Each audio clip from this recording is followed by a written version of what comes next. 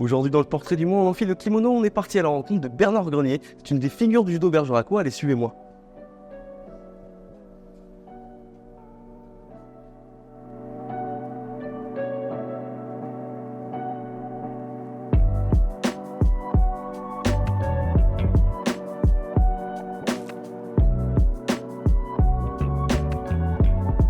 Bon, Bernard, quand on préparait l'interview en off, vous nous disiez que au tout début, vous n'aviez pas choisi de faire du judo. C'est votre mère qui vous a obligé à faire du judo. Effectivement, quand j'avais 10-11 ans, voilà, donc j'ai voulu pratiquer de la boxe.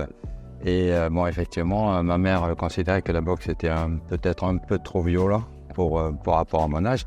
Donc effectivement, on s'est orienté sur le judo. Donc j'ai commencé le judo à 11 ans. La première année, malheureusement, ça ne m'avait pas plu.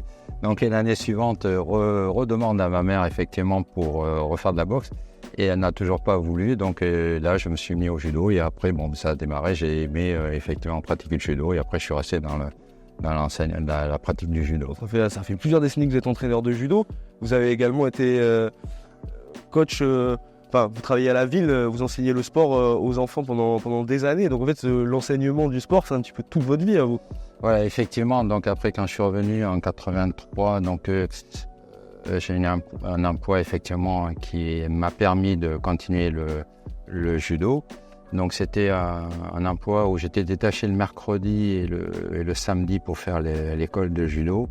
Et ensuite, effectivement, l'enseignement après a fait partie intégrante effectivement de mon emploi, quoi. Oui, votre objectif principal, c'est de faire aimer aux jeunes bergeracois le judo, quoi.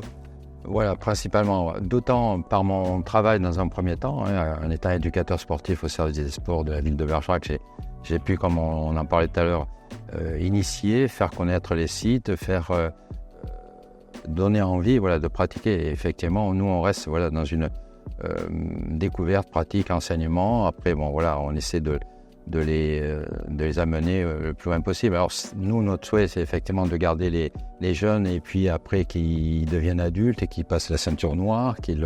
Voilà, après, s'ils ont des résultats, tant mieux. Mais après, c'est vrai qu'on ne peut pas être et se considérer comme un club voilà, de compétiteurs, d'élite de niveau, comme est le club d'aviron, voilà, et qui, eux, effectivement, sont sur cet axe-là.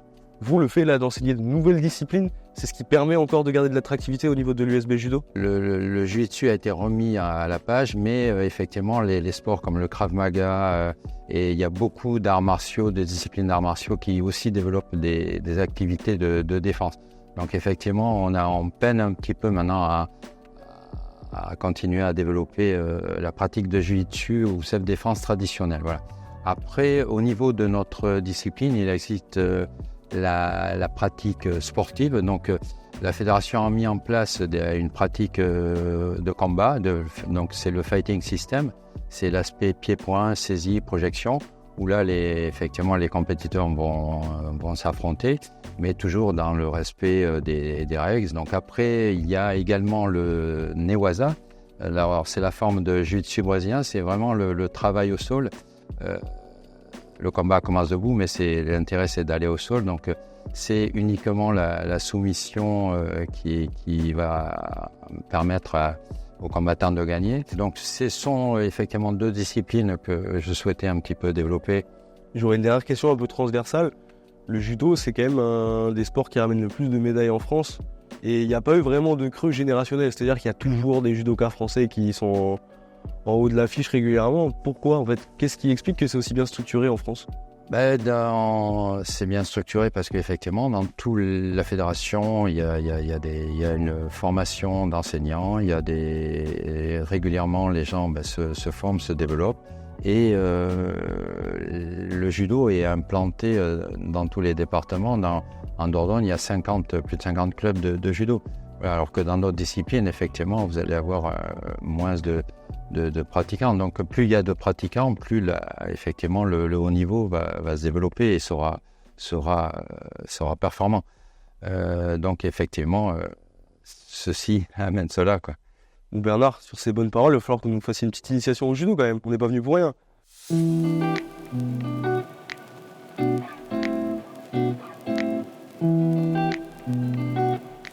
sans anticiper ni rien. D'accord, Ok. ici, je fauche ici, et là, je vais faucher. Et on frappe. Normalement, on frappe. On frappe comme ça. Ok. Ouais. Le but aussi en judo, c'est d'utiliser la force de l'autre. D'accord. Ok. Mettons sur quelqu'un qui va vous pousser, ici, hop, je vais faire en barrage ici. Voilà, c'est une technique.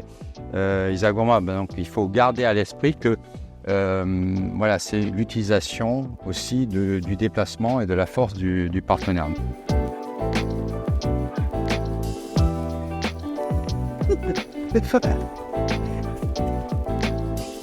Et puis donc ici, l'étranglement, c'était 5-6 jours. 6 jours.